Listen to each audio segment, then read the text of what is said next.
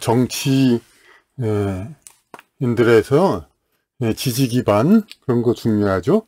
그래서 지지 기반할 때 그럼 어느 계층에서 지지를 받느냐 이런 얘기를 많이 이제 얘기거리를 합니다. 그래서 지지 기반을 뭐 여러 가지 뭐 지역 기반 뭐 경제적 계층 뭐 이런 얘기도 많이 하지만은 제일 이제 민감하게 얘기하는 게 이제 남녀별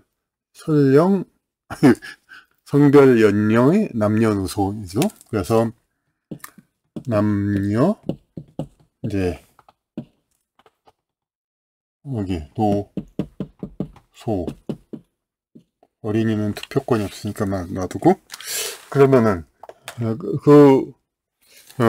남녀노소에서 어디서 이제 가장 지지를 받느냐 많이 지지를 받냐 이런 거 가지고 얘기를 하는데 근데 사실이 또 뭐 어느 특정 연령층 특정 성별에서 어느 당이 지지를 많이 받는다 그런 얘기는 많이는 하지 않습니다. 그러니까 그런데 일부 어느 정치인은 이 세력 정치인에게 대해서 흔히 뭐 이렇게 얘기를 합니다. 이 정치인은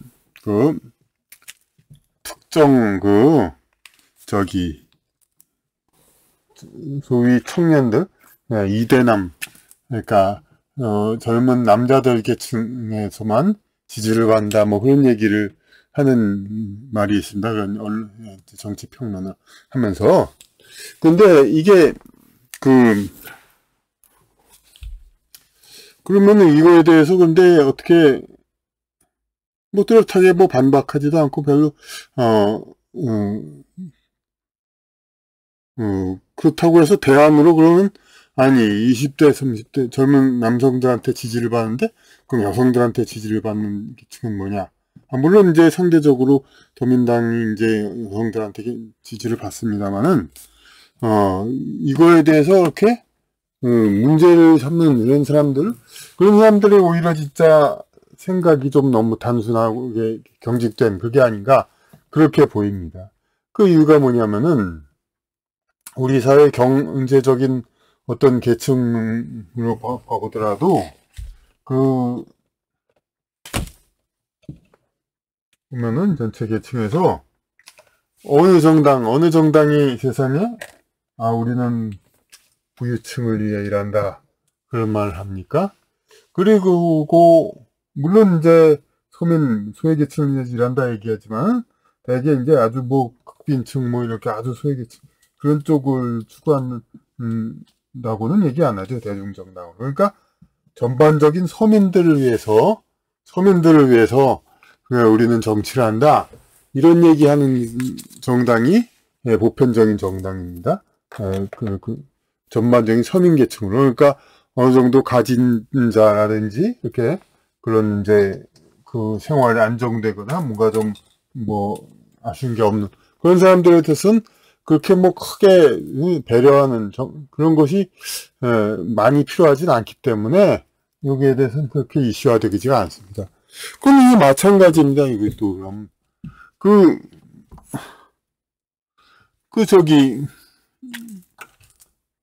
남녀노소가 있는데 물론 노인 빈곤 뭐 그런 얘기도 많듯이 이 남녀노소 할 때 이쪽에 속하는 어떤 이제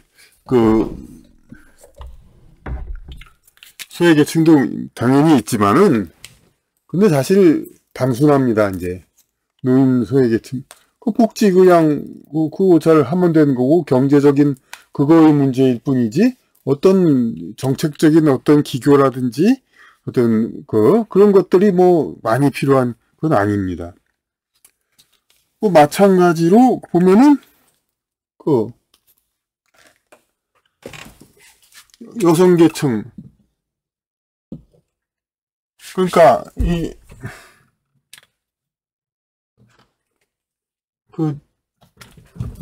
보세요.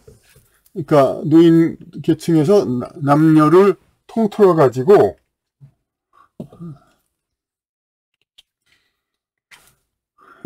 이쪽은 이제 아까 얘기했듯이 이렇게 특별히 정치적인 기교라든지 그런 것이 필요하지 않는 오로지 경제적인 문제입니다. 그리고 이 젊은 계층에서 흔히들 이제 뭐 20대 청년, 이대남, 물론 20대에 국한하는 건 그렇지만은 30대 그런 이제 그 청년들 이런 사람들을 위한 정책을 하는데 똑같이 이런 이제 여성들을 위한 정책도 있어야 되느냐 그런 얘기를 합니다. 그런데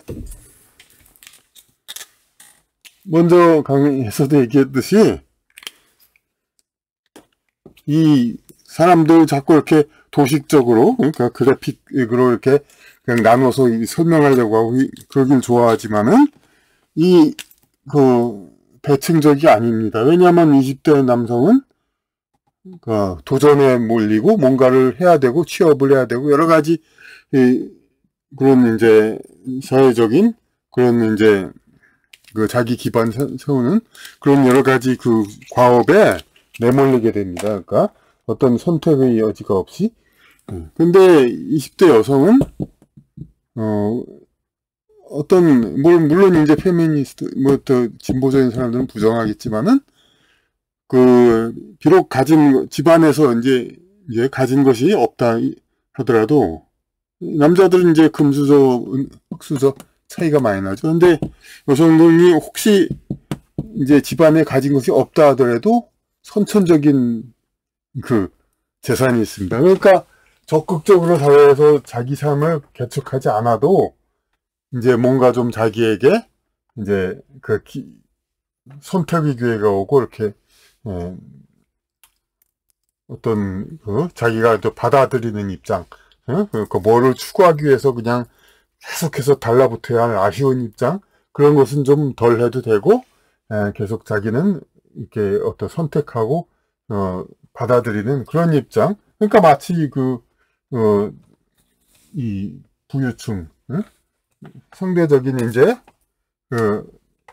부유층과 같은 그런 입장이 되는 거죠. 그러니까 여성의 상당수는. 그러니까 이 여성의 들 위한 어떤 특별한 정책 이런 거는 이 20대 남성들 위한 특별한 정책에 비해서 그렇게 다양성이 없습니다. 중요한 게 뭡니까? 그러니까 20대 여성과 비교적 생활이 안정된 고연령층을 위해서 가장 좋은 건 뭡니까? 치안이 잘 돼 있는 거. 단순합니다. 경제적인 노인연금은 잘 돼 있어야 되고 치안이 잘 돼 있어서 가진 것을 쉽사리 빼앗기거나 그러지 않아야 하고 그런 어떤 객관적인 수치 그냥 잘 해야 한다 그런 것이지 어떤 선택적인 그냥 다양한 그러한 무슨 비교적인 정책을 해야 되든가 그런 것들이 별로 필요하지가 않습니다. 그러니까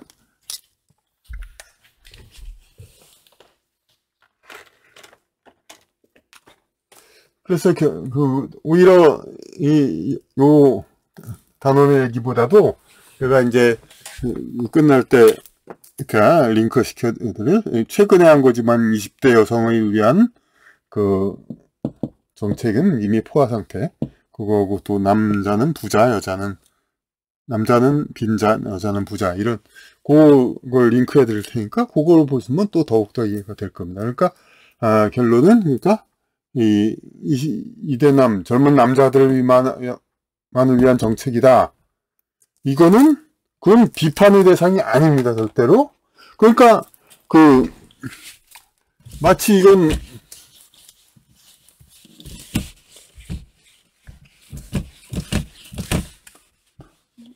이건 어느 정당이 우리는 대다수 서민 대중을 위한 정책을 편다. 이것에 대해서 왜 너희들은 서민 대중을 위한 정책만 펴냐? 부유층을 위한 정책도 해야 되지 않느냐? 이런 비판을 하는 것이나 마찬가지입니다. 정책의 가장 중심이 뭡니까? 서민 대중이죠? 서민 대중을 위해서. 마찬가지로 남녀노소를 봐도 정책의 가장 중심은 젊은 남성들. 그쪽이 중심입니다. 그것은 당연한 거고. 아니, 그렇다고 해서, 그럼 젊은 여성이 소외받냐? 왜냐하면 평등사상 걸로 하면은, 저절로 여성도 혜택을 받게 되고, 가장 이제, 이 특정 성별이 중요한 게 아니라, 어쨌든 가진 것 없이 사회에 내몰려가지고, 도전과 여러 가지 성취를 위해서, 쫓김을 받는 그런 계층을 위해서,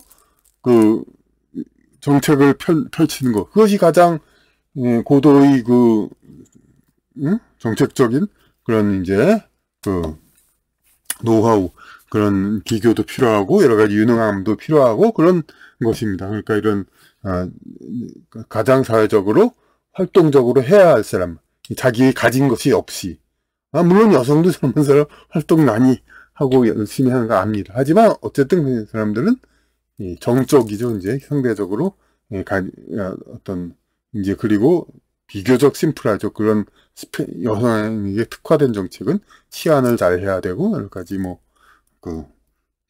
육아도 있겠지만은 그것도 여성에 국한하는데 그것도 차별이라고 하고 그러니까 그냥 일반적으로 가장 가진 것 없이